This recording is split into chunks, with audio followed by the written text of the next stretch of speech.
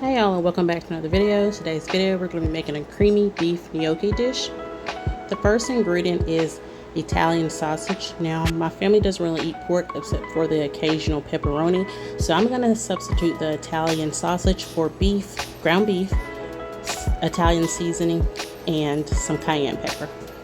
These are the ingredients that you'll need: diced tomatoes, heavy whipping cream, 1 onion, garlic, basil, salt and pepper, gnocchi, and Parmesan cheese.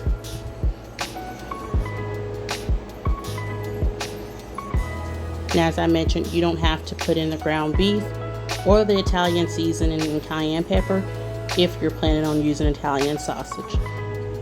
So I'm going to start off by adding my ground beef to the pan. I'm adding in my Italian seasoning here. And I'm also going to add in some cayenne pepper. Now keep in mind that cayenne pepper does have a little kick to it, so if you want it to be more spicy, you can add more. If you want it to be more the mild side, don't add a lot. I have little ones, so I don't make mine too spicy, so I just added a little bit. And then I'm gonna go ahead and add my cut up onions in here. Now I opted to just get a fresh onion and cut it up. I usually would use my frozen onions that's already cut up in the freezer. I just happened to not feel like going to the freezer getting those, so I just used what was closest to me, and that was just a fresh onion.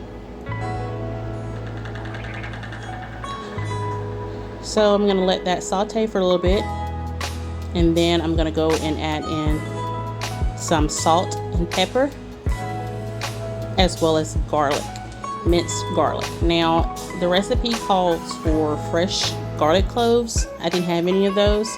I have the minced garlic in the jar, and I'm using about a tablespoon of that minced garlic. Now the exact recipe will be listed down below if you want to follow the exact recipe. I don't really measure out my seasonings. I just kind of eyeball it and then taste it, and if it needs more, I'll add more. But if you want to follow the exact recipe, I'll have that linked in the description box below.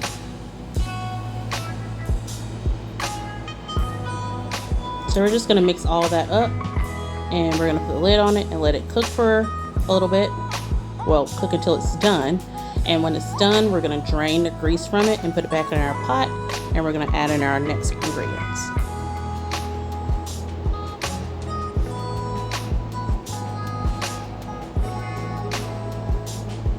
So now that our meat is fully cooked and our onions and everything is sauteed, we're going to continue with adding our ingredients. The recipe calls for 3/4 cups of heavy whipping cream. I'm going to use the whole thing. So here's some fresh basil. Now if you don't have if you don't have fresh basil on hand, you can just use the seasoning basil that comes in a container. That'll work just as fine. I'm adding the whole 16-ounce container of heavy whipping cream, and then I'm going to add in my diced tomatoes. Now you want to make sure you add in the whole can. You're not going to drain it. You're going to add the tomatoes in along with the juice.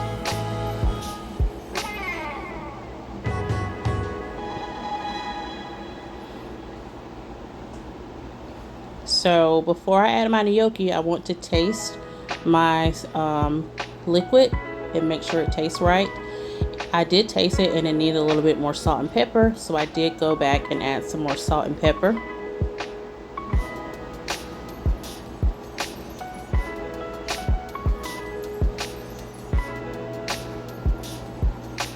And now I'm going to add in my gnocchi. And I'm going to stir it together, put the lid on, and let it cook for an additional 10 minutes.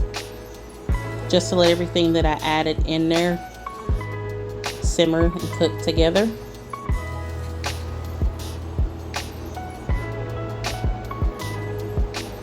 And then after those 10 minutes, I'm going to add in my Parmesan cheese.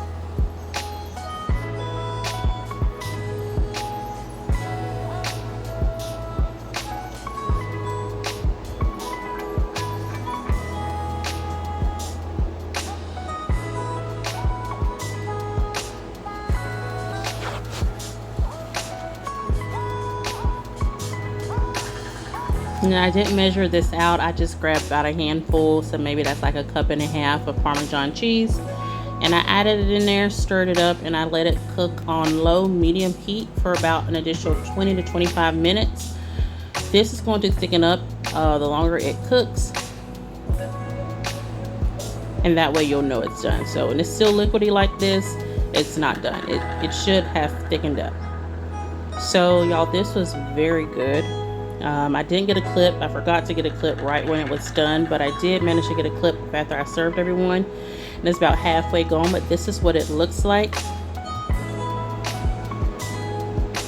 It's very good. All the flavors come together. And this would be really good if you serve it alongside some garlic bread.